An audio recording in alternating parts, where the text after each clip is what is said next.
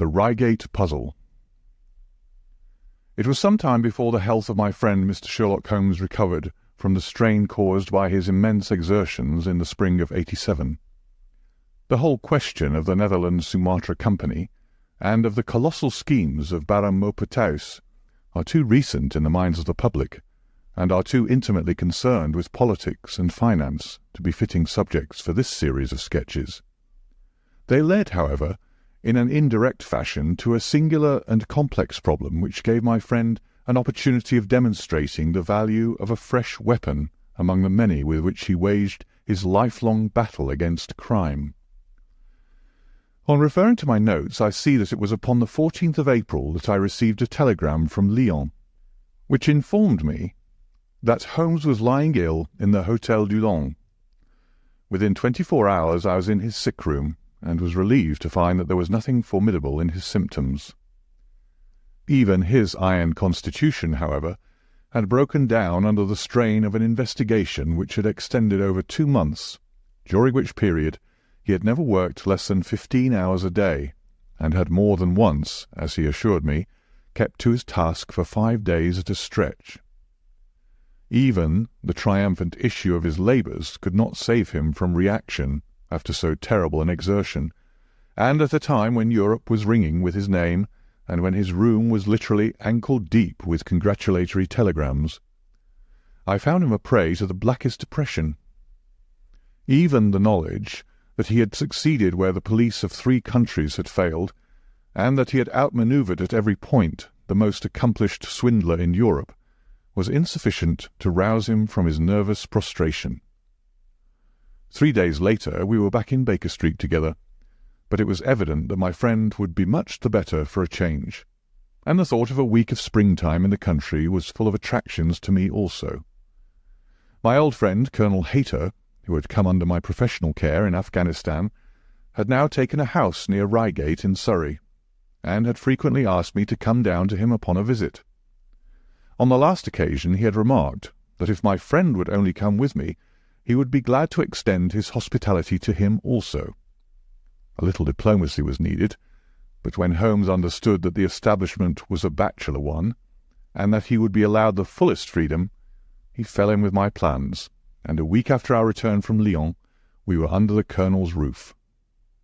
Hayter was a fine old soldier who had seen much of the world, and he soon found, as I had expected, that Holmes and he had much in common. On the evening of our arrival we were sitting in the Colonel's gun-room after dinner, Holmes stretched upon the sofa, while Hayter and I looked over his little armoury of Eastern weapons. "By the way," said he suddenly, "I think I'll take one of these pistols upstairs with me in case we have an alarm." "An alarm?" said I. "Yes, we've had a scare in this part lately.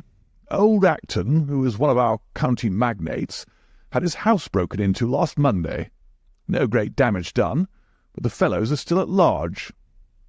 "No clue?" asked Holmes, cocking his eye at the Colonel. "None as yet, but the affair is a petty one. One of our little country crimes, which must seem too small for your attention, Mr. Holmes, after this great international affair." Holmes waved away the compliment, though his smile showed that it had pleased him. "Was there any feature of interest?" "I fancy not. The thieves ransacked the library and got very little for their pains. The whole place was turned upside down, drawers burst open, and presses ransacked, with the result that an odd volume of Pope's Homer, 2 plated candlesticks, an ivory letter-weight, a small oak barometer, and a ball of twine are all that have vanished." "What an extraordinary assortment!" I exclaimed. "Oh, the fellows evidently grabbed hold of everything they could get." Holmes grunted from the sofa. "The county police ought to make something of that," said he. "Why, it is surely obvious that—" But I held up a warning finger. "You are here for a rest, my dear fellow. For heaven's sake, don't get started on a new problem when your nerves are all in shreds." Holmes shrugged his shoulders with a glance of comic resignation towards the Colonel, and the talk drifted away into less dangerous channels. It was destined, however, that all my professional caution should be wasted, for next morning the problem obtruded itself upon us in such a way that it was impossible to ignore it, and our country visit took a turn which neither of us could have anticipated. We were at breakfast when the Colonel's butler rushed in with all his propriety shaken out of him. "Have you heard the news, sir?" he gasped. "At the Cunninghams, sir?" "Burglary?" cried the Colonel, with his coffee-cup in mid-air. "Murder!" The Colonel whistled. "By Jove!" said he. "Who's killed, then? The J.P. or his son?" "Neither, sir. It was William the coachman. Shot through the heart, sir, and never spoke again." "Who shot him, then?" "The burglar, sir. He was off like a shot and got clean away. He just broke in at the pantry window when William came on him and met his end in saving his master's property." "What time?" "It was late last night, sir. Somewhere about 12. "Ah, then, we'll step over afterwards," said the Colonel, coolly settling down to his breakfast again. "It's a baddish business," he added, when the butler had gone. "He's our leading man about here, is old Cunningham, and a very decent fellow, too. He'll be cut up over this, for the man has been in his service for years, and was a good servant. It's evidently the same villains who broke into Acton's." "And stole that very singular collection," said Holmes thoughtfully. "Precisely." It may prove the simplest matter in the world, but all the same, at first glance, this is just a little curious, is it not? A gang of burglars, acting in the country, might be expected to vary the scene of their operations, and not to crack 2 cribs in the same district within a few days. When you spoke last night of taking precautions, I remember that it passed through my mind that this was probably the last parish in England to which the thief or thieves would be likely to turn their attention, which shows that I have still much to learn. "I fancy it's some local practitioner," said the Colonel. "In that case, of course, Acton's and Cunningham's are just the places he would go for, since they are far the largest about here." "And richest?" "Well, they ought to be, but they've had a lawsuit for some years, which has sucked the blood out of both of them, I fancy. Old Acton has some claim on half of Cunningham's estate, and the lawyers have been at it with both hands."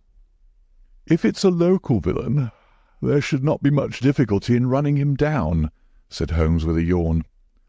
"All right, Watson. I don't intend to meddle." "Inspector Forrester, sir," said the butler, throwing open the door. The official, a smart, keen-faced young fellow, stepped into the room. "Good morning, Colonel," said he. "I hope I don't intrude, but we hear that Mr. Holmes of Baker Street is here." The Colonel waved his hand towards my friend, and the inspector bowed. "We thought that perhaps you would care to step across, Mr. Holmes." "The fates are against you, Watson," said he, laughing. "We were chatting about the matter when you came in, Inspector. Perhaps you can let us have a few details." As he leaned back in his chair in the familiar attitude, I knew that the case was hopeless. "We had no clue in the Acton affair, but here we have plenty to go on, and there's no doubt it is the same party in each case. The man was seen." "Ah." "Yes, sir, but he was off like a deer after the shot that killed poor William Kerwin was fired. Mr. Cunningham saw him from the bedroom window, and Mr. Alec Cunningham saw him from the back passage. It was 12:15 when the alarm broke out. Mr. Cunningham had just got into bed, and Mr. Alec was smoking a pipe in his dressing-gown. They both heard William, the coachman, calling for help, and Mr. Alec ran down to see what was the matter. The back door was open, and as he came to the foot of the stairs he saw 2 men wrestling together outside. One of them fired a shot. The other dropped, and the murderer rushed across the garden and over the hedge. Mr. Cunningham, looking out of his bedroom, saw the fellow as he gained the road, but lost sight of him at once. Mr. Alec stopped to see if he could help the dying man, and so the villain got clean away. Beyond the fact that he was a middle-sized man, and dressed in some dark stuff, we have no personal clue, but we're making energetic inquiries, and if he is a stranger we shall soon find him out." "What was this William doing there? Did he say anything before he died?" "Not a word. He lives at the lodge with his mother, and as he was a very faithful fellow, We imagine that he walked up to the house with the intention of seeing that all was right there. Of course, this Acton business has put everyone on their guard. The robber must have just burst open the door. The lock has been forced when William came upon him." "Did William say anything to his mother before going out?" "She's very old and deaf, and we can get no information from her. The shock has made her half-witted, but I understand that she was never very bright. There is one very important circumstance, however. Look at this." He took a small piece of torn paper from a notebook and spread it out upon his knee. "This was found between the finger and thumb of the dead man. It appears to be a fragment torn from a larger sheet. You will observe that the hour mentioned upon it is the very time at which the poor fellow met his fate. You see that his murderer might have torn the rest of the sheet from him, or he might have taken this fragment from the murderer. It reads almost as though it were an appointment." Holmes took up the scrap of paper, a facsimile of which is here produced. "D. At 11:45, learn what may be." "Presuming that is an appointment," continued the inspector, "it is of course a conceivable theory that this William Kirwan, though he had the reputation of being an honest man, may have been in league with the thief. He may have met him there, may even have helped him to break in the door, and then they may have fallen out between themselves." "This writing is of extraordinary interest," said Holmes, who had been examining it with intense concentration. "These are much deeper waters than I had thought." He sank his head upon his hands, while the inspector smiled at the effect which his case had had upon the famous London specialist. "Your last remark," said Holmes presently, "as to the possibility of there being an understanding between the burglar and the servant, and this being a note of appointment from one to the other, is an ingenious and not entirely impossible supposition. But this writing opens up—" He sank his head into his hands again, and remained for some minutes in the deepest thought. When he raised his face again, I was surprised to see that his cheek was tinged with colour, and his eyes as bright as before his illness. He sprang to his feet with all his old energy. "I'll tell you what," said he. "I should like to have a quiet little glance into the details of this case. There is something in it which fascinates me extremely. If you will permit me, Colonel, I will leave my friend Watson and you, and I will step around with the inspector to test the truth of one or two little fancies of mine. I will be with you again in half an hour." An hour and a half had elapsed before the inspector returned alone. "Mr. Holmes is walking up and down in the field outside," said he. "He wants us all four to go up to the house together." "To Mr. Cunningham's?" "Yes, sir." "What for?" The inspector shrugged his shoulders. "I don't quite know, sir. Between ourselves, I think Mr. Holmes had not quite got over his illness yet. He's been behaving very queerly, and is very much excited." "I don't think you need alarm yourself," said I. "I have usually found that there was method in his madness." "Some folks might say there was madness in his method," muttered the inspector. "But he's all on fire to start, Colonel, so we'd best go out if you're ready." We found Holmes pacing up and down in the field, his chin sunk upon his breast and his hands thrust into his trousers pockets. "The matter grows in interest," said he. "Watson, your country trip has been a distinct success. I've had a charming morning." "You've been up to the scene of the crime, I understand," said the Colonel. "Yes. The inspector and I have made quite a little reconnaissance together." "Any success?" "Well, we've seen some very interesting things. I'll tell you what we did as we walk. First of all, we saw the body of this unfortunate man. He certainly died from a revolver wound, as reported." "Had you doubted it, then?" "Oh, it is as well to test everything. Our inspection was not wasted. We then had an interview with Mr. Cunningham and his son, who were able to point out the exact spot where the murderer had broken through the garden hedge in his flight. That was of great interest." "Naturally." "Then we had a look at this poor fellow's mother. We could get no information from her, however, as she is very old and feeble." "And what is the result of your investigations?" The conviction that the crime is a very peculiar one. Perhaps our visit now may do something to make it less obscure. I think that we are both agreed, Inspector, that the fragment of paper in the dead man's hand, bearing as it does the very hour of his death written upon it, is of extreme importance. It should give a clue, Mr. Holmes. It does give a clue. Whoever wrote that note was the man who brought William Kirwan out of his bed at that hour. But where is the rest of that sheet of paper? I examined the ground carefully in the hope of finding it, said the inspector. It was torn out of the dead man's hand. Why was someone so anxious to get possession of it? Because it incriminated him? And what would he do with it? Thrust it into his pocket, most likely, never noticing that a corner of it had been left in the grip of the corpse. If we could get the rest of that sheet, it is obvious that we should have gone a long way towards solving the mystery. Yes, but how can we get at the criminal's pocket before we catch the criminal? Well, well, it was worth thinking over. And there is another obvious point. The note was sent to William. The man who wrote it could not have taken it. Otherwise, of course, he might have delivered his own message by word of mouth. Who brought the note, then? Or did it come through the post? "I've made inquiries," said the inspector. "William received a letter by the afternoon post yesterday. The envelope was destroyed by him." "Excellent," cried Holmes, clapping the inspector on the back. "You've seen the postman. It is a pleasure to work with you. Well, here is the lodge, and if you will come up, Colonel, I will show you the scene of the crime." We passed the pretty cottage where the murdered man had lived, and walked up an oak-lined avenue to the fine old Queen Anne house, which bears the date of Malplaquet upon the lintel of the door. Holmes and the inspector led us round it until we came to the side gate, which is separated by a stretch of garden from the hedge which lines the road. A constable was standing at the kitchen door. "Throw the door open, officer," said Holmes.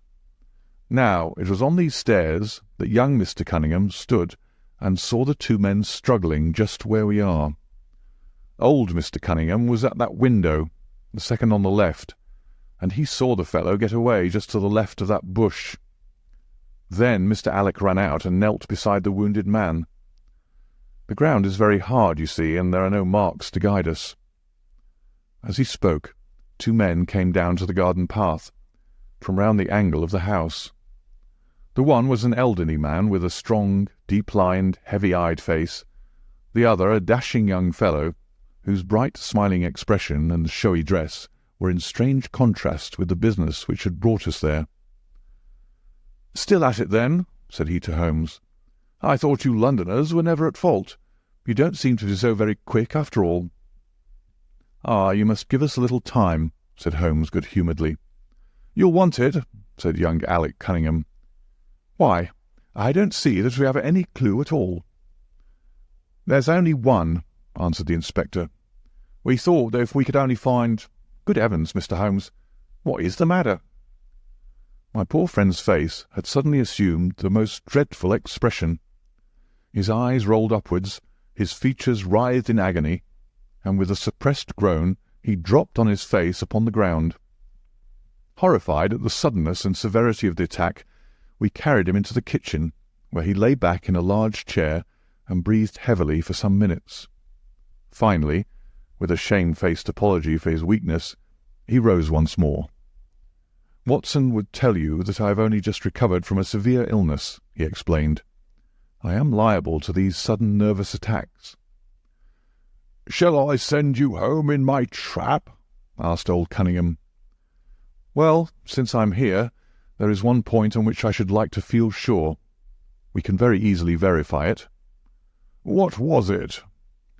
"Well, it seems to me that it is just possible that the arrival of this poor fellow William was not before, but after the entrance of the burglar into the house.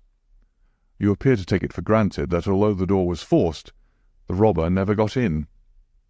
"I fancy that is quite obvious," said Mr. Cunningham gravely. "Why, my son Alec had not yet gone to bed, and he would certainly have heard anyone moving about." "Where was he sitting?" "I was smoking in my dressing-room." "Which window is that?" "The last on the left, next to my father's." "Both of your lamps were lit, of course?" "Undoubtedly." "There are some very singular points here," said Holmes, smiling. "Is it not extraordinary that a burglar, and a burglar who had had some previous experience, should deliberately break into a house at a time when he could see from the lights that two of the family were still afoot? He must have been a cool hand."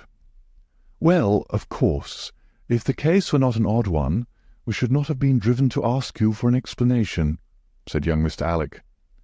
"But as to your ideas that the man has robbed the house before William tackled him, I think it a most absurd notion. Wouldn't we have found the place disarranged, and missed the things which he had taken?" "It depends on what the things were," said Holmes. "You must remember that we are dealing with a burglar who is a very peculiar fellow, and who appears to work on lines of his own. Look, for example, at the queer lot of things which he took from Acton's. What was it? A ball of string, a letter-weight, and I don't know what other odds and ends." "Well, we are quite in your hands, Mr. Holmes," said old Cunningham. "Anything which you or the inspector may suggest will most certainly be done."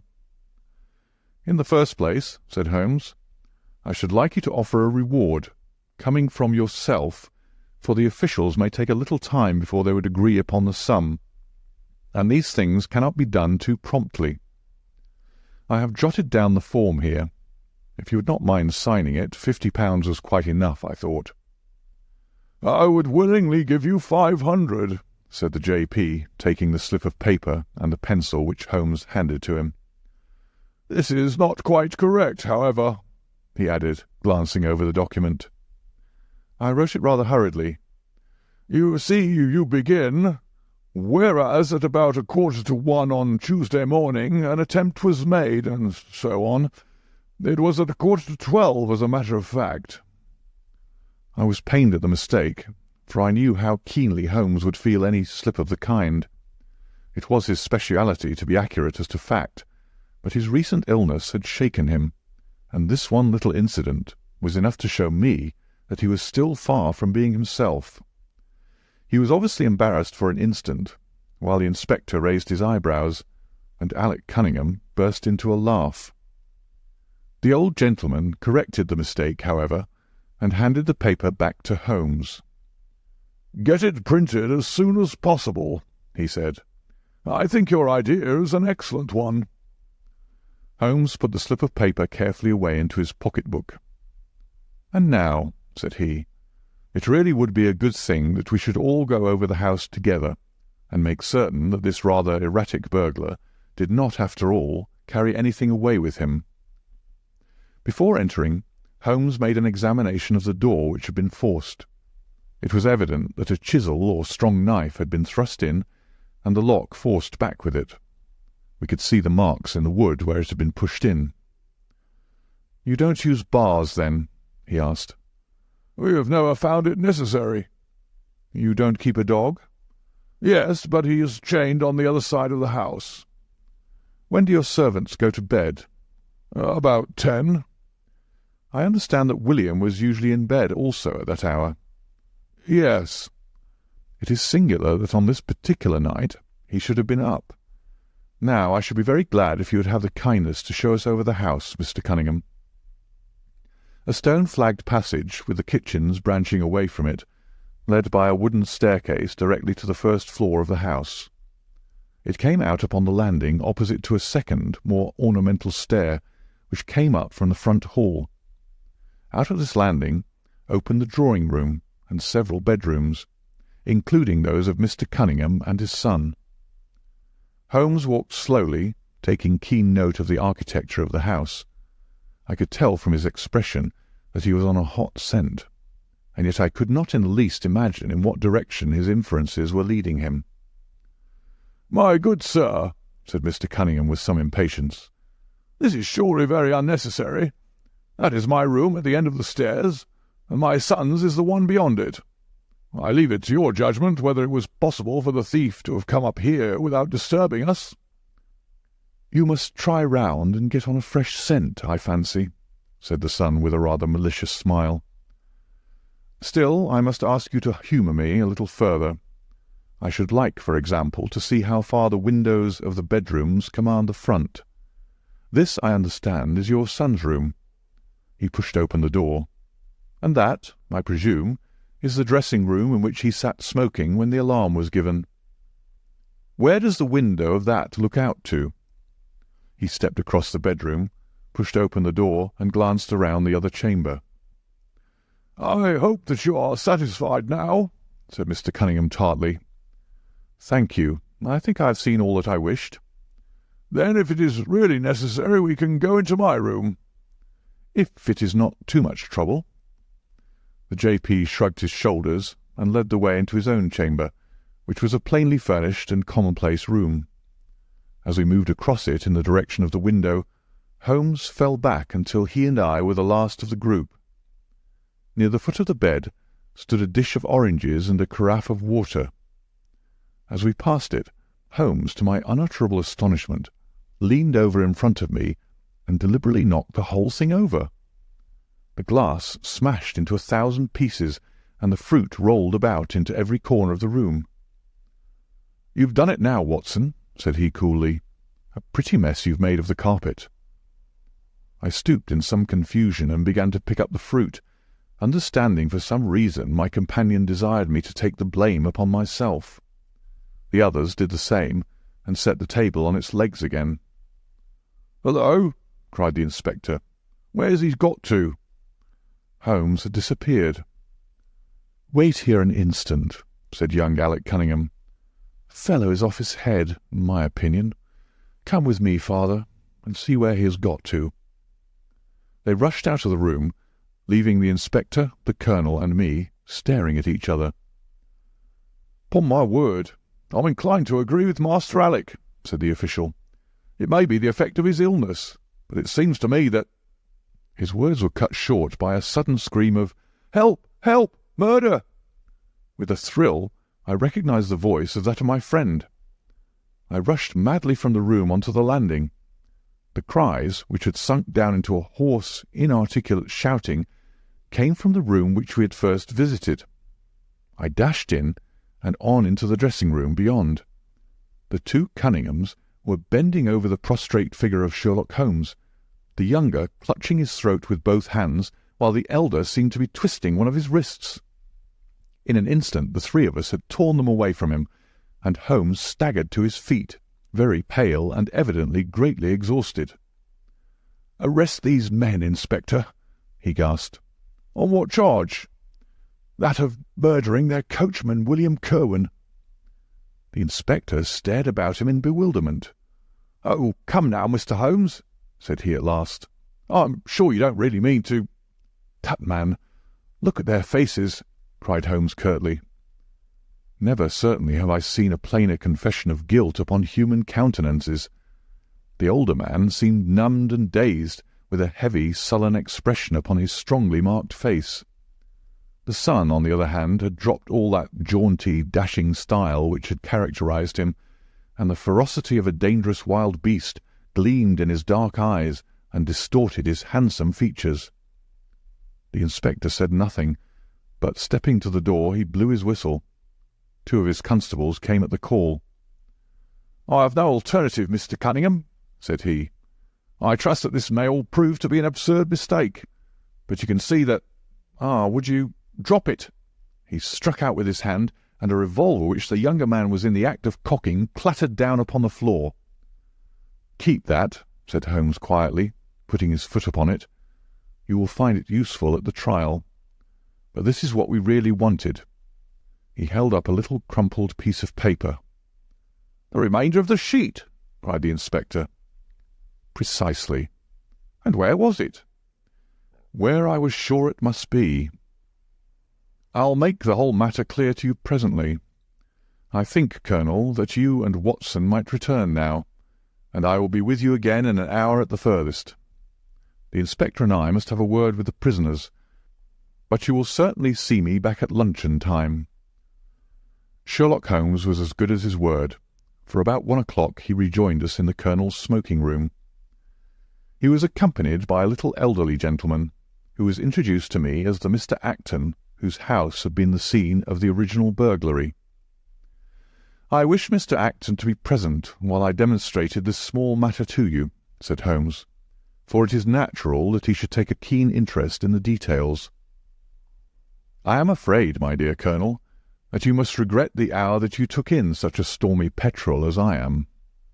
"On the contrary," answered the Colonel warmly, "I consider it the greatest privilege to have been permitted to study your methods of working. I confess that they quite surpass my expectations, and that I am utterly unable to account for your result. I have not yet seen the vestige of a clue." "I am afraid that my explanation may disillusion you, but it has always been my habit to hide none of my methods, either from my friend Watson or from anyone who might take an intelligent interest in them. But first, as I am rather shaken by the knocking about which I had in the dressing-room, I think that I shall help myself to a dash of your brandy, Colonel. My strength had been rather tried of late." "I trust that you had no more of those nervous attacks." Sherlock Holmes laughed heartily. "We will come to that in its turn," said he.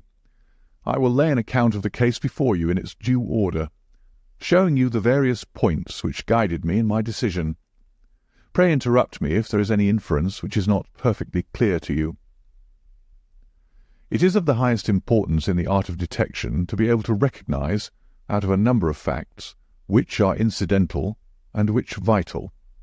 Otherwise your energy and attention must be dissipated instead of being concentrated.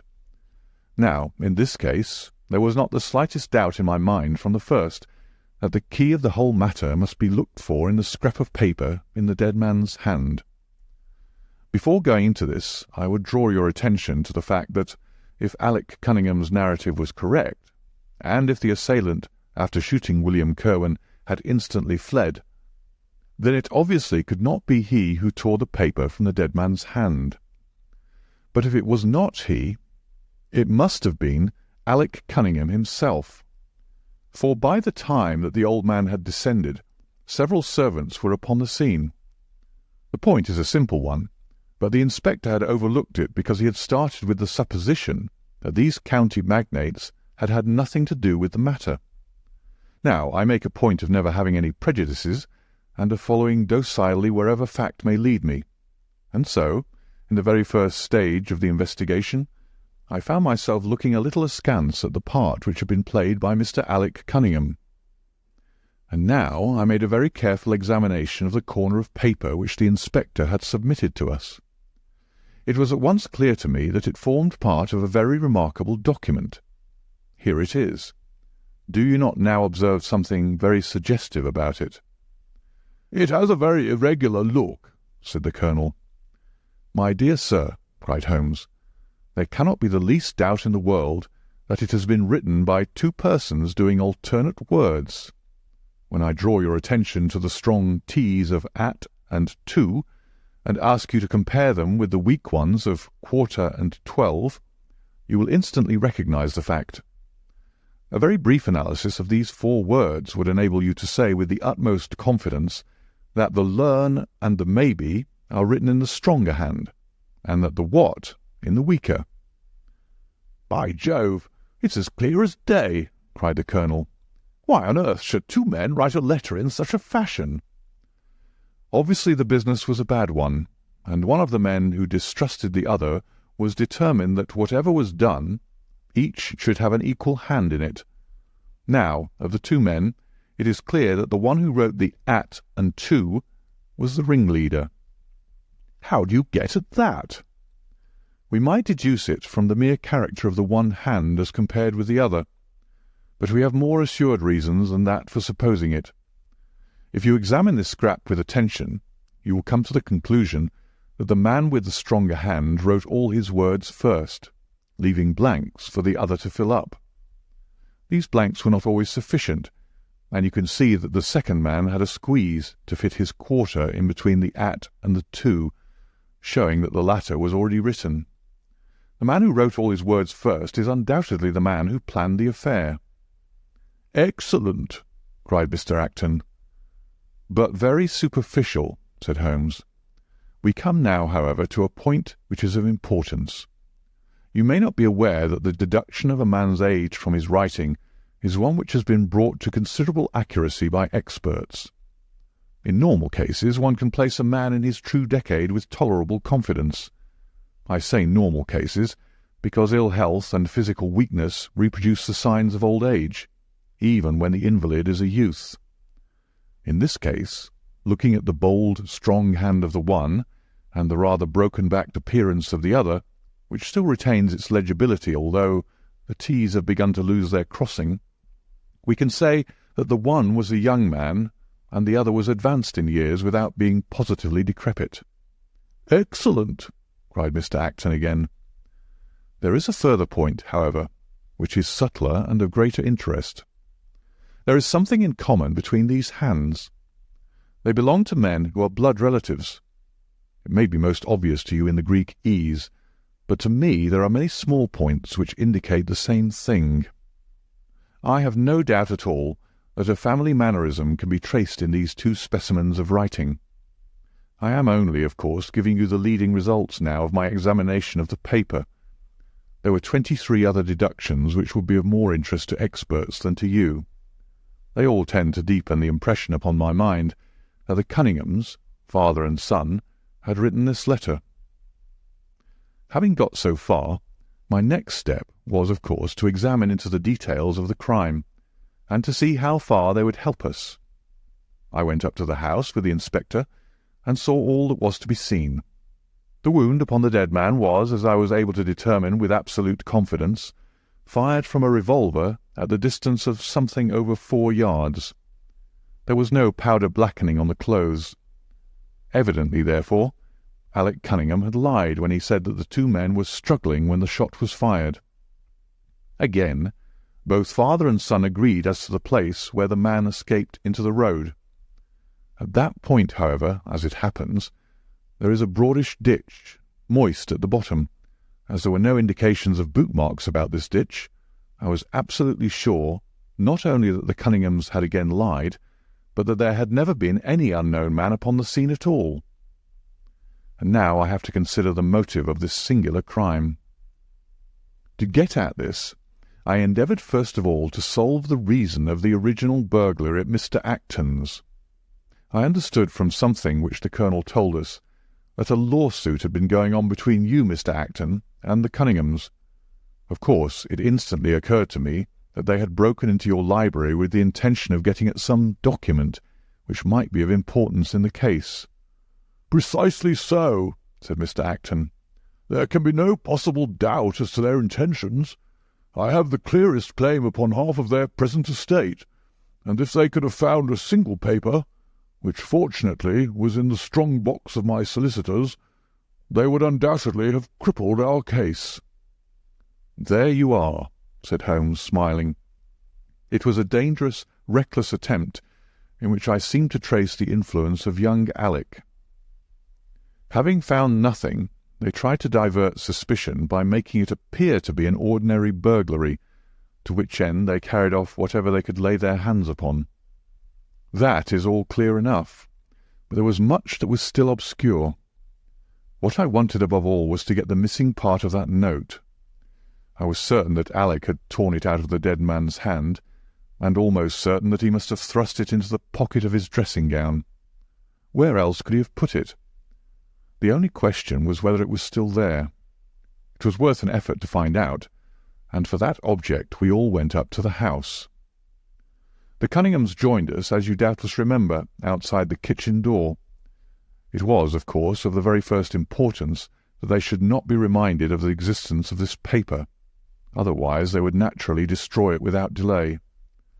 The inspector was about to tell them the importance which we attached to it, when by the luckiest chance in the world I tumbled down in a sort of fit, and so changed the conversation. "Good heavens!" cried the Colonel, laughing. "Do you mean to say all our sympathy was wasted, and your fit an imposture?" "Speaking professionally, it was admirably done," cried I, looking in amazement at this man who was forever confounding me with some new phase of his astuteness. "It is an art which is often useful," said he.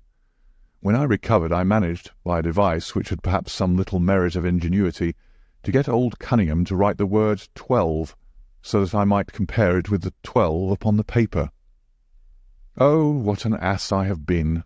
I exclaimed. "I could see that you were commiserating me over my weakness," said Holmes, laughing.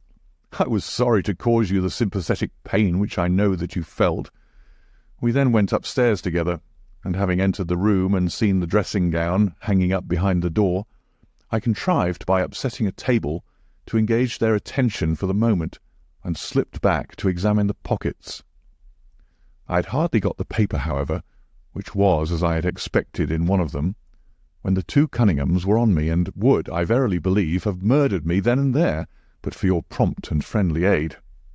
As it is, I feel that young man's grip on my throat now, and the father has twisted my wrist round in the effort to get the paper out of my hand. They saw that I must know all about it, you see, and the sudden change from absolute security to complete despair made them perfectly desperate. I had a little talk with old Cunningham afterwards as to the motive of the crime. He was tractable enough, though his son was a perfect demon, ready to blow out his own or anybody else's brains if he could have got to his revolver.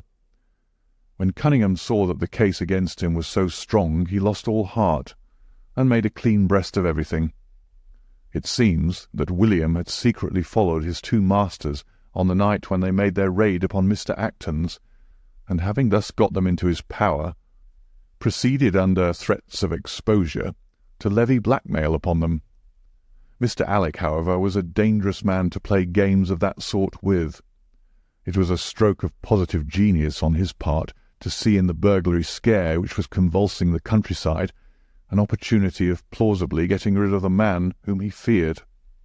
William was decoyed up and shot, and had they only got the whole of the note, and paid a little more attention to detail in the accessories, it is very possible that suspicion might never have been aroused. "And the note?" I asked. Sherlock Holmes placed the subjoined paper before us. "If you will only come around to the East Gate, it will very much surprise you and be of the greatest service to you, and also to Annie Morrison, but say nothing to anyone upon the matter." "It is very much the sort of thing that I expected," said he. "Of course, we do not yet know what the relations may have been between Alec Cunningham, William Kirwan, and Annie Morrison. The result shows that the trap was skilfully baited. I am sure that you cannot fail to be delighted with the traces of heredity shown in the P's and in the tails of the G's. The absence of the I dots in the old man's writing is also more characteristic. Watson, I think our quiet rest in the country has been a distinct success, and I shall certainly return much invigorated to Baker Street tomorrow." End of the Reigate Puzzle.